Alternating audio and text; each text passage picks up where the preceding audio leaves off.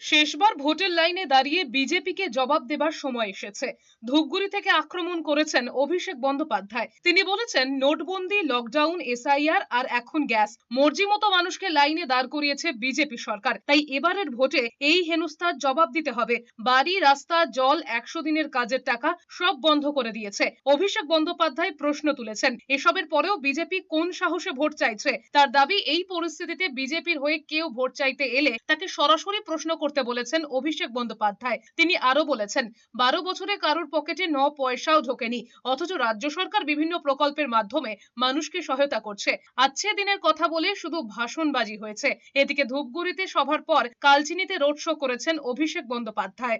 নোটবন্দির নামে লাইন, কোভিডের লকডাউনের নামে লাইন, এলপিজি গ্যাসের নামে লাইন, এসআইআর এর নামে লাইন।